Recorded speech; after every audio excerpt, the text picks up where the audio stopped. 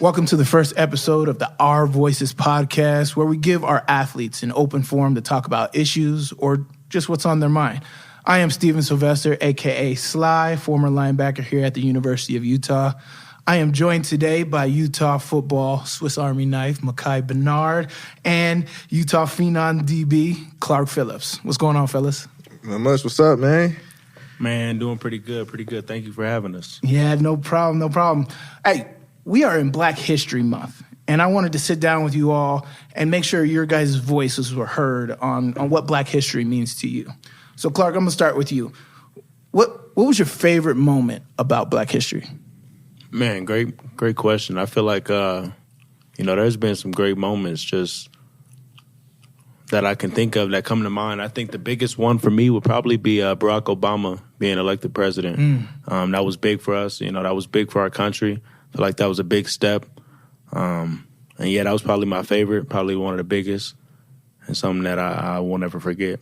Man, I love that because you stole it from me. I think really? We met before and you took that from me because yeah. I love Barack Obama becoming president and what has transcended since then, right? It's like I never saw as many Black people in commercials as I've seen before. True. I'm seeing more roles. I'm seeing more TV shows being portrayed with Black people in powerful positions. Yeah. And so as a kid, as a young person, it's being shown as possible. It's being shown as possible for me to be something more than just, a janitor or a teacher or an athlete. I can be a politician. Yeah. I can be a doctor. I can be like the Huxtables, right? Mm-hmm. And, Cosby Show, that was huge because that was a huge point in Black history is where it's like, you're running a TV show where the husband is a doctor and the wife is a lawyer.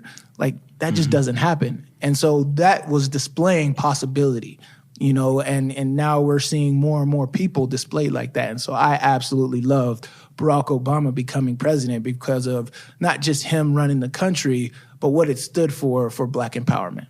No, I totally agree with that, and I think there was definitely a turning point. Not that I was able to see, before that when there wasn't as much of that being portrayed, but it definitely was something that was influential. And my dad always talked to me about it and talked about how now that would be a goal for our country to be able to show young Black kids that hey, this is possible. And hey, you don't have to just be a football player, things like that, especially being athletes, where, we watch the sport constantly and it's something that, we kind of grow up like it's this or nothing. Right. And right.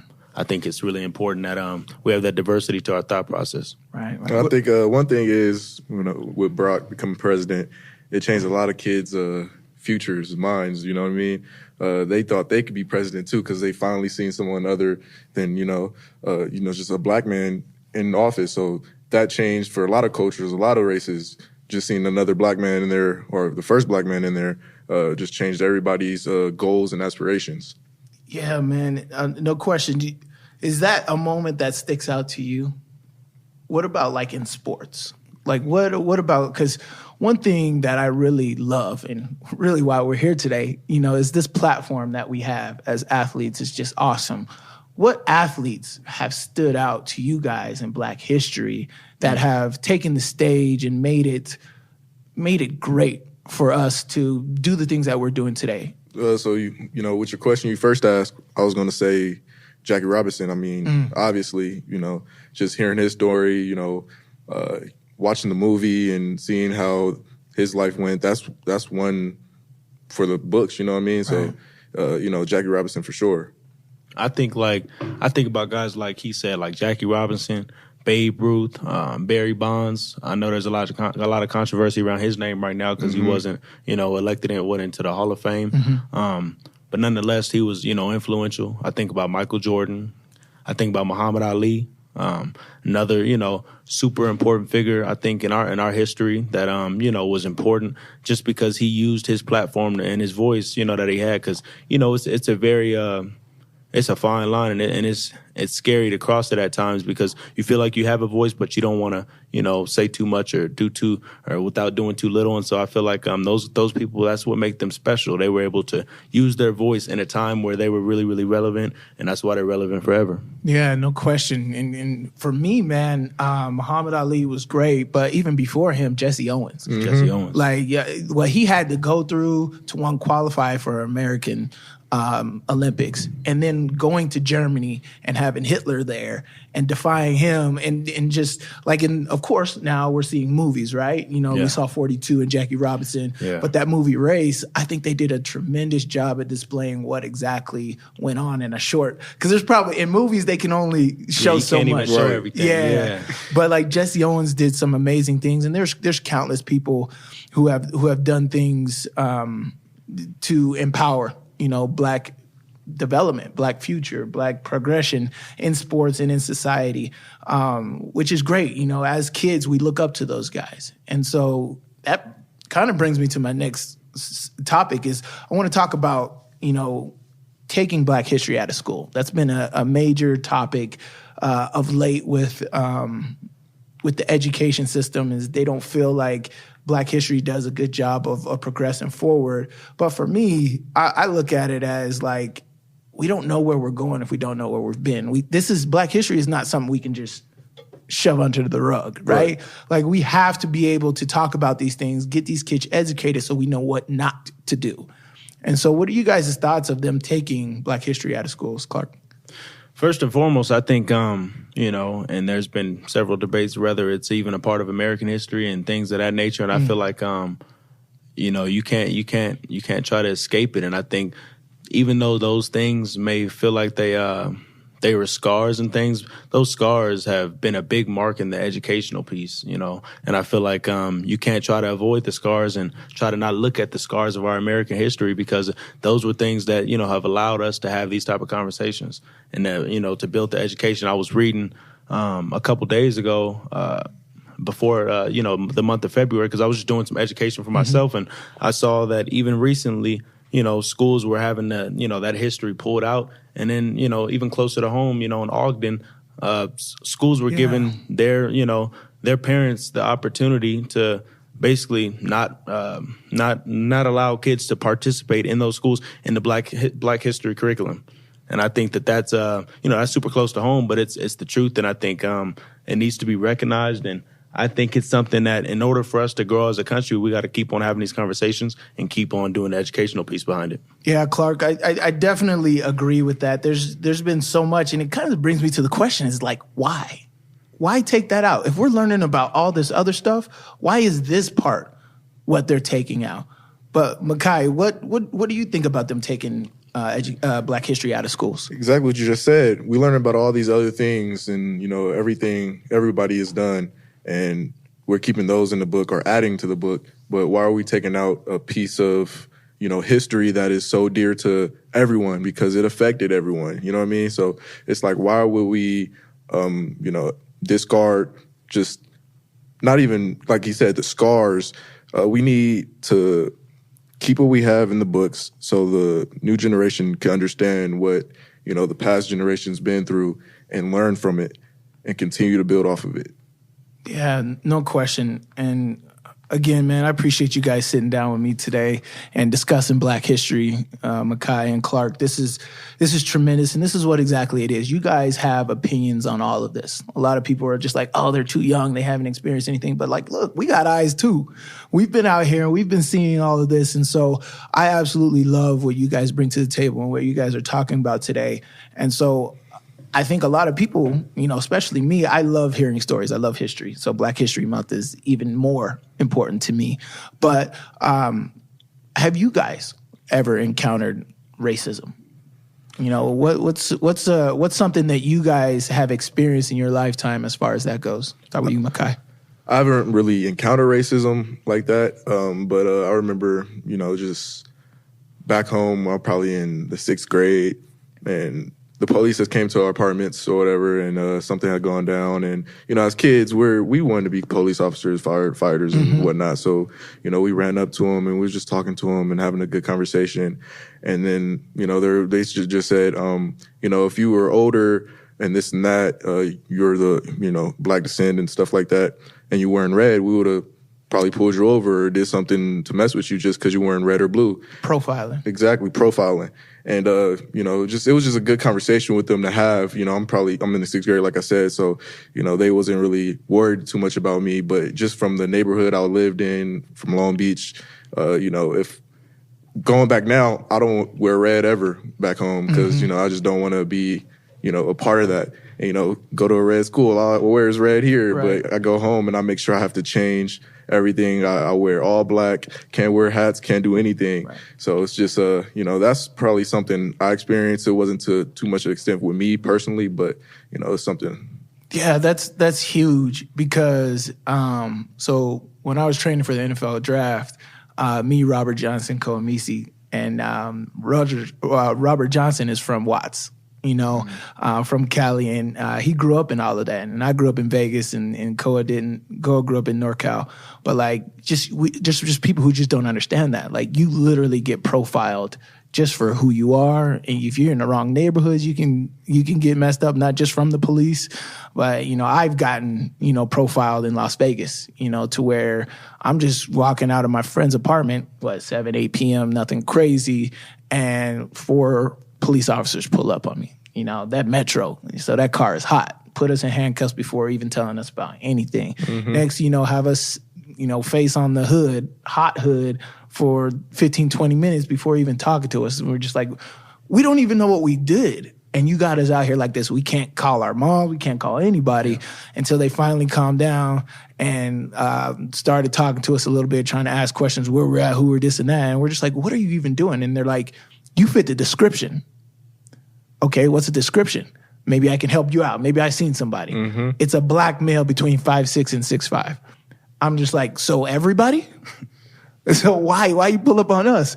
And so like, it was just that moment. It's just like, it's just not the same for everybody. For me, I'm just like, nobody else would literally be pulled over and done like this. And then they found out that we were, athletes on the local team, and they ended up letting us go after an hour.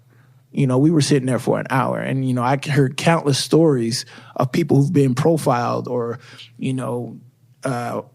got charges against them, going to jail, wrongly accused, just because of the way they look. And it's you got to prove your innocence nowadays. It's not proving that you're guilty. It's proving your innocence. And half the time you don't even get a chance to prove that you're innocent because you just, like you said, profiled, and now you're locked up for an hour or two, can't call anybody, and they're just holding you on. Like, you got to prove your innocence nowadays, and that's ridiculous. And that's if you don't get a resisting arrest charge or something like that before you investigate it. Right. So, yeah, man, for me, I've had, and I can think of some experiences, being pulled over and things, or even but I think about, like, the everyday life. I think about growing up in Long Beach, me and Micah from the same city, like, growing up in Long Beach and, the conversations that my parents had to have with me when I was 10, 11, 12. And as I became a teenager, it was like, okay, certain things we got to tell you now. This is the world that we live in. I remember the first couple of conversations, I remember being like, what does that mean? Mom's like, when you go in the store, don't walk in with your hood on. Don't walk in with your hands in your pockets. You look like a target.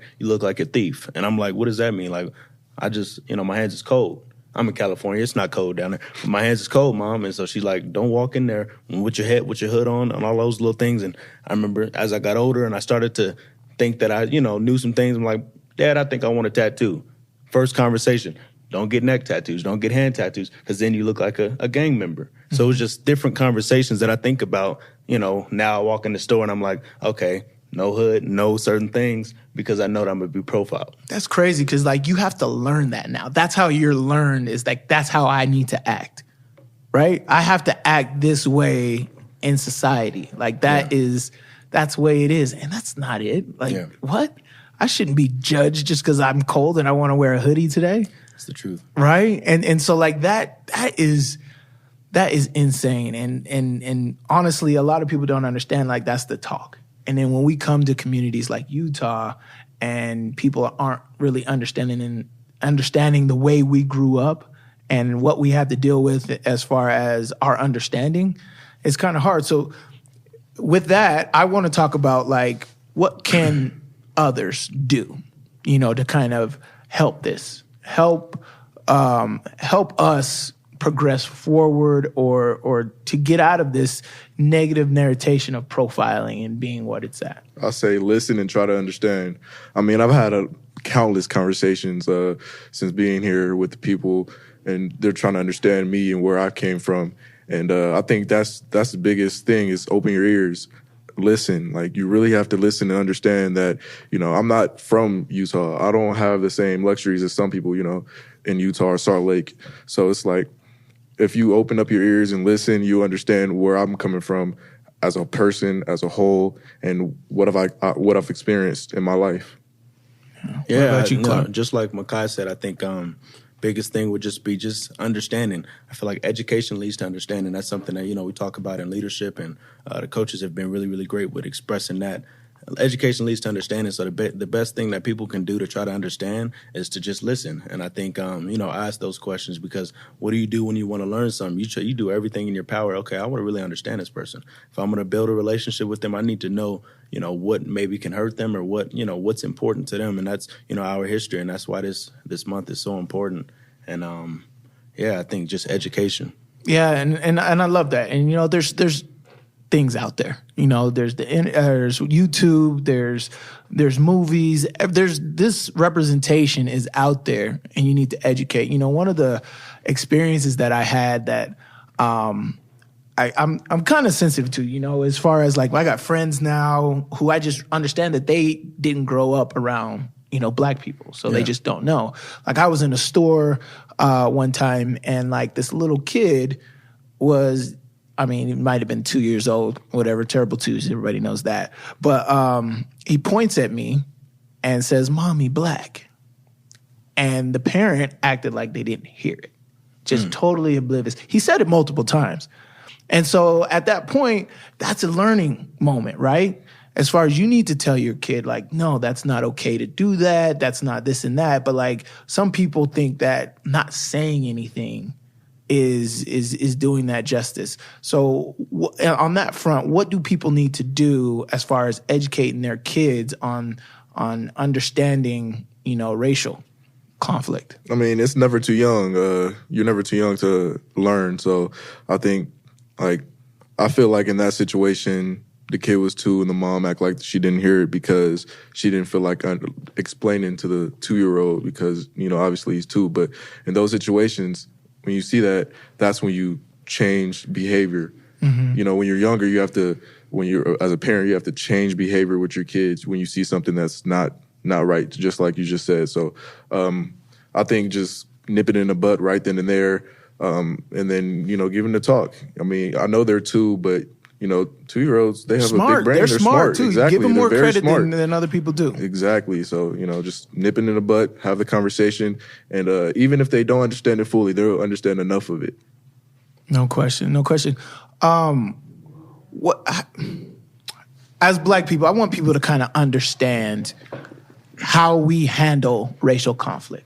As an athlete, as a person in the spotlight right now, we can't handle altercations or things the same way as others. So if you guys can talk about how you've handled conflict, racial, racist interaction, I think will give people context that kind of restraint, right? Growth and maturity at your young ages, having to deal with things that not everybody has experienced before. So, one, can you tell me a story of a racial interaction that you got into and how you've handled that? Clark, I'll start with you. I think first and foremost, I think it just starts with the understanding and knowing the setting that you're in and things, and understanding that every situation is different.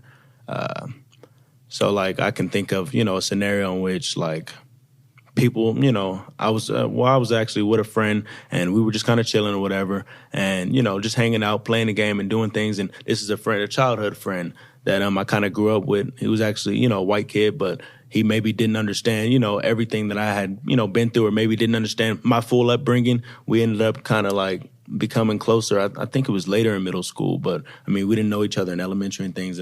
But we ended up getting close, and of course he started coming over, playing the game more often, seeing my family, being around my little brother and things. And so, it took understanding on both bases before we kind of got close. But like, I remember getting really close with him, and of course trash talking happens. Being boys, you get into it, saying funny stuff, and one of his jokes was one that I felt like was really offensive to me. He just was like, he basically, the Fresh Prince of Bel-Air, like, felt like, he could throw out that type of joke, basically saying, we're like, cool. Yeah, like, you probably grew up, with the the gold spoon and things like that. And he had no idea that that's not how I grew up. Just because, it seems like I'm living good, or it seems like, I've got everything handled and I'm made it thus far, like that's what you think. And so I had to kind of address that, like, hey man, like that's not, you don't understand. That's not how I grew up, and that's not how things are. Just because, I got a dad at home and a mom at home, that doesn't make me, Yeah. And so, just I think of experiences like that,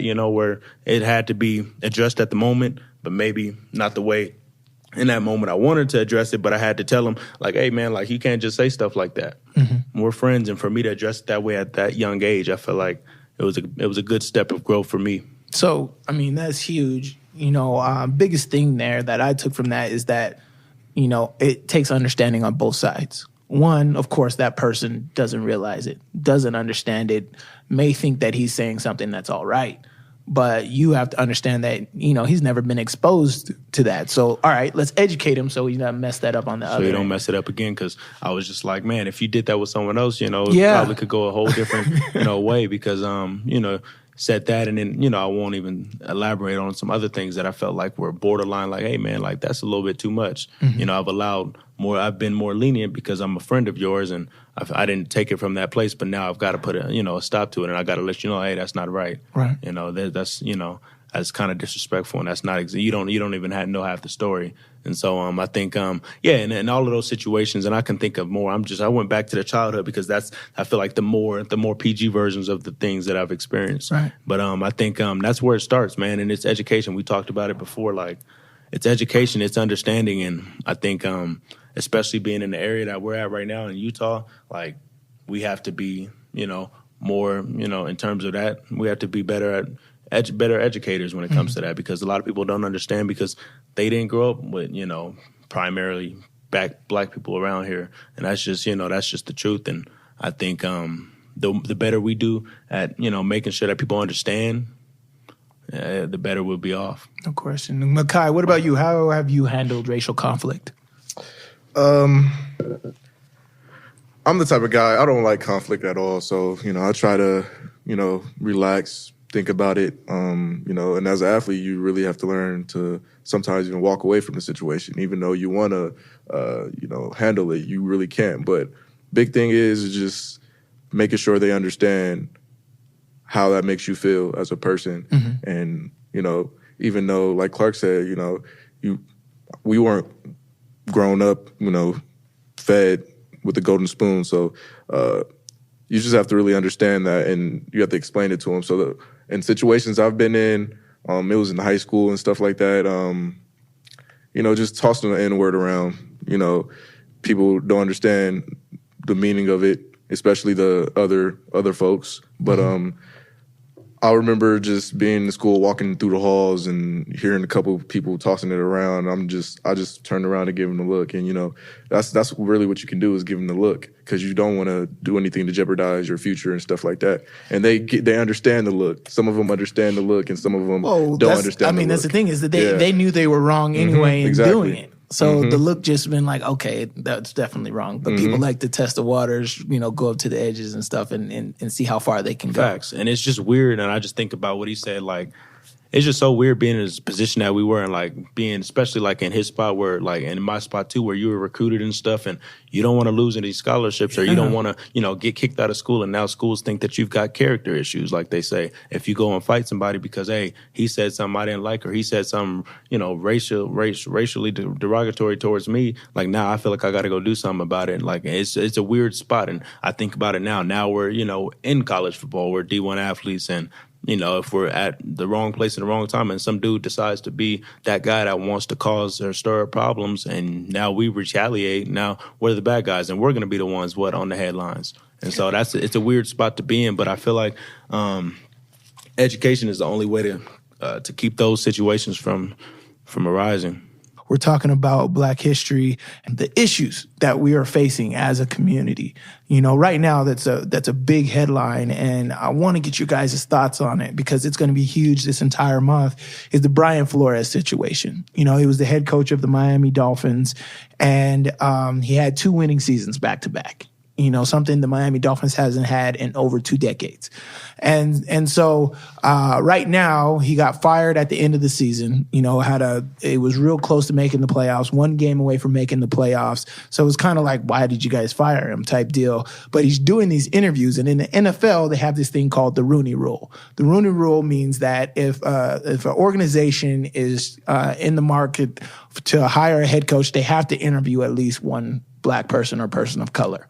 And so Brian Flores is doing these interviews, and people are just interviewing him just to say they did the Rooney Rule. Wow. And so he feels slighted, and in so type of ways, it's just like, why? I'm totally qualified. I've been a head coach. I've been coaching for a long time. I've learned under the best, and I'm still getting slighted here. And so what are your guys' influences? Because I think that it's been huge. This past decade has been great. Yeah. For one thing, everybody has their opinions on different things, but I love what Colin Kaepernick did. What he did was got the conversation started, giving people the strength to go out there and talk about these issues that are truly bothering people, right? Like going into